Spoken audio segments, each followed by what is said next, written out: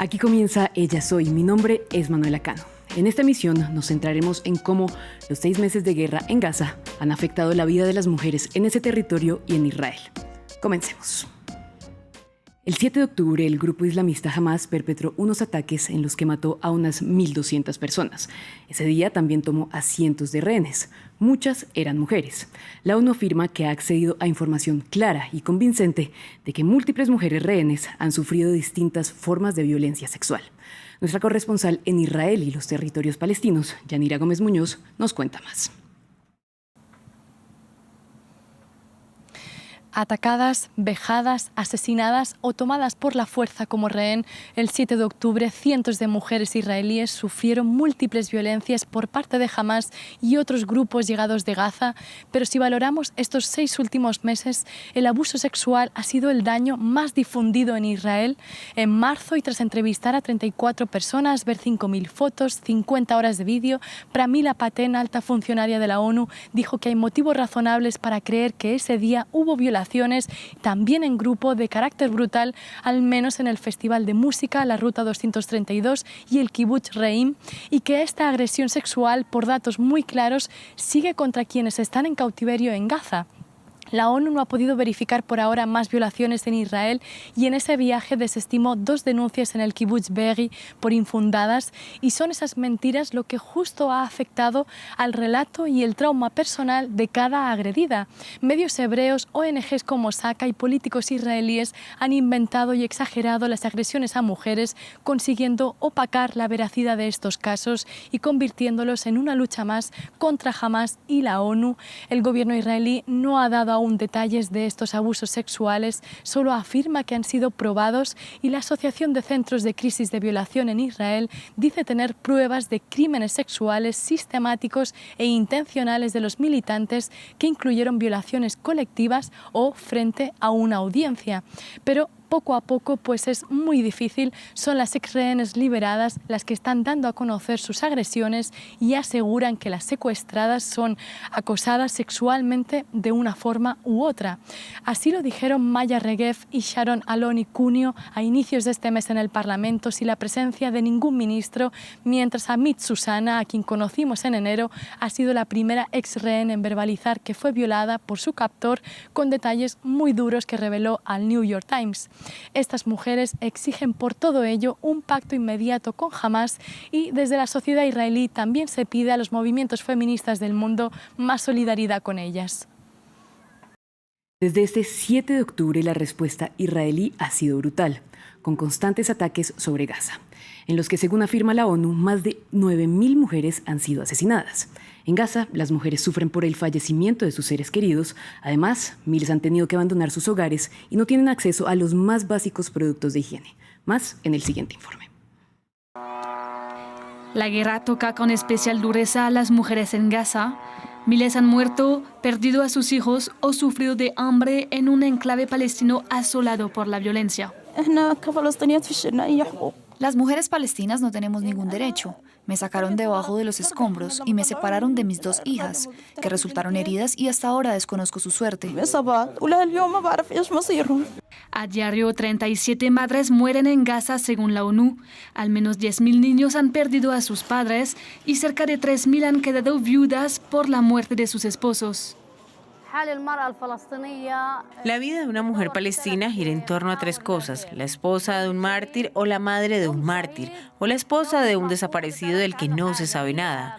Ella está en el sur y su marido en el norte, con el que no puede contactar ni obtener información sobre él. Estas son las condiciones de las mujeres de la Franja de Gaza en la actualidad. En Gaza también escasean los productos menstruales. Muchas son obligadas a usar trozos de telas y se enfrentan a infecciones. Los embarazos en Gaza también se han vuelto un calvario, sin lugares seguros a dar a luz ni controles ginecológicos necesarios. En medio de la guerra, 180 mujeres dan a luz a diario. El miedo es doble: el del parto en medio de la violencia y el de un futuro sombrío para sus hijas e hijos. En marzo, la ONU estimaba que 4 de cada 5 mujeres estaba comiendo la mitad o menos de los alimentos que tenían antes del 7 de octubre. En ese contexto, la ayuda humanitaria es urgente. Uno de los hitos más importantes en esta materia fue el envío de un primer buque desde Chipre hasta Gaza. Se trató de una misión conjunta entre Open Arms y World Central Kitchen y sentó un precedente abriendo el primer corredor marítimo hasta el enclave palestino. Nos acompaña Laura Lanuza, directora de proyectos y comunicaciones de Open Arms y quien también participó en la operación. Laura, bienvenida. Quería comenzar preguntándole cómo vivió usted y el equipo este envío.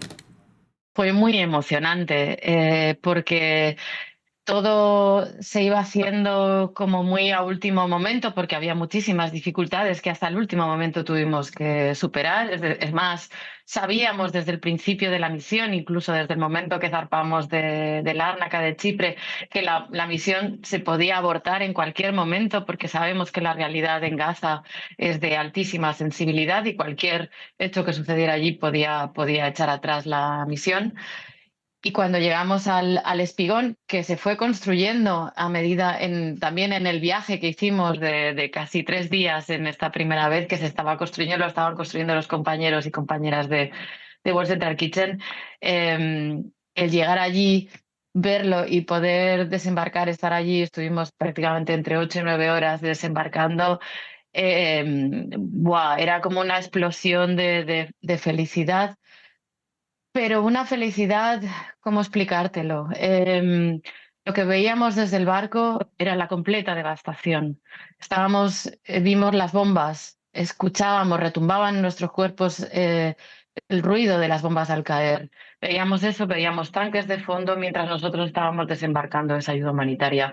Era una sensación de haber logrado algo que era muy difícil y muy necesario, ¿no? En una población que se muere de hambre, que la están matando de hambre. Y nosotros llegábamos allí con nuestra gota en el océano, porque al final era una pequeña muestra de lo que se podía hacer, pero para nosotros era muy importante, sobre todo porque era tener la prueba de que efectivamente un bloqueo naval se rompía después de casi 20 años, que esa vía iba a estar abierta, que la acabábamos de abrir con unas 100 y pico, casi 200 toneladas, pero que a partir de ese momento esa vía estaría abierta para que toda la ayuda posible pudiera entrar, para ayudar de alguna manera a paliar esta hambruna. Y es que en Gaza la gran parte de la población sufre de hambre. ¿Cómo afecta esto específicamente a las mujeres y niñas del enclave palestino? Sí, la verdad es que no nos gusta hablar de cifras porque cuando hablamos de víctimas, una cifra es algo como muy... No hay humanidad detrás de una cifra porque detrás de cada cifra, de cada muerte, hay una historia, hay una persona y bueno, hay muchas cosas. Pero es cierto que en estos 6 meses desde que empezó el conflicto, más de 33.000 personas han muerto. La mayoría son civiles, hay muchísimas mujeres y niños y esto es lo más doloroso de todo, porque son civiles, no tienen ninguna responsabilidad en nada, son víctimas de unos ataques indiscriminados hacia una población civil y esto no debería, no, la comunidad internacional, los gobiernos internacionales no lo debería consentir. Y efectivamente son estos niños, ¿no? Y estas madres, estas mujeres las que al final, las que se ocupan de los niños, de las familias, los que mantienen este sustento, se están viendo afectadas, ¿no? Cuántas imágenes estamos viendo, ¿no? De madres llorando a sus hijos en estos sudarios. Esto duele tremendamente. Y qué decir, duele cada una de estas víctimas, nos duele muchísimo porque son víctimas inocentes de un conflicto que lleva ya 6 meses y que la comunidad internacional parece paralizada ante un Israel que parece no tener límites, ¿no? en estos ataques y que se debe frenar porque no puede ser que se haya perdido la humanidad hasta este nivel, ¿no? No hay un límite, porque hasta en la guerra hay reglas que ni siquiera están cumpliendo, ¿no? Que se utilice el hambre como un arma de guerra está penado, es un delito internacional. Todo el mundo, toda la comunidad internacional debería estar haciendo presión para que esto se termine. Y confiemos en que despierten, que de alguna manera haya una suma de esfuerzos internacionales para poder detener este genocidio es lo que está sucediendo en Gaza ahora mismo. Y es que hace poco un ataque israelí mató a 7 trabajadores de World Central Kitchen y la organización cerró temporalmente sus actividades. ¿Qué consecuencias tendrá sobre la población gazatí que depende de estas entregas y también sobre el futuro de la entrega de ayuda humanitaria? Israel sabía perfectamente, el gobierno de Israel, el ejército de Israel sabía perfectamente todos los movimientos que iban a tener. Los coches estaban completamente señalizados, sabían qué estaba sucediendo, que se estaban desembarcando estas toneladas de comida, que había un convoy. Estaba absolutamente todo informado, estaban muy al corriente de todo. Y sin embargo, fueron a por ellos. Y no fue una equivocación, ¿no? Como se puede decir a veces en los conflictos, ¿no? Se escudan bajo el fue una equivocación. En este caso no. O sea, fueron 3 misiles que atacaron a 3 vehículos en momentos diferentes, en lugares diferentes, sobre coches que estaban claramente señalizados con los logos de World Central Kitchen. Con lo cual, ¿qué conclusión no podemos sacar de aquí? Evidentemente, World Central Kitchen quiere que se haga una investigación independiente porque evidentemente ha habido una intencionalidad en todo esto. Y lo único, siendo espectadores y parte de este corredor, ¿qué podemos decir? Que efectivamente se está utilizando el hambre como un arma de guerra. Está entrando a cuentagotas la ayuda humanitaria por vía terrestre, cuando hay miles de camiones que están esperando en la frontera. Esta vía humanitaria marítima que había estado tantos años bloqueada y por fin se desbloqueaba de repente, la rompen porque atacan a las personas que estábamos, al equipo de World Central Kitchen, que de alguna manera se ocupaba de esta última parte, que era recoger el material de la comida y hacer que esta comida llegara a la población civil, porque la comida que estábamos entregando iba a ser para más de 1 millón de comidas para la población civil. Y si esto también es atacado, lo único que podemos pensar es que efectivamente es una prueba más de que se está utilizando el hambre como un arma de guerra.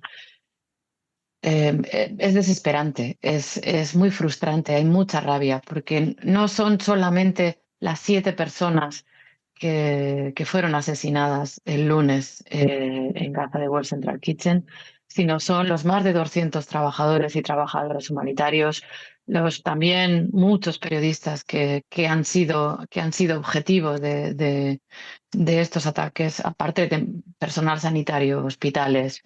Y volvemos, ¿no?, a las más de 33.000 civiles, personas que han sido asesinadas en este conflicto durante todos estos meses.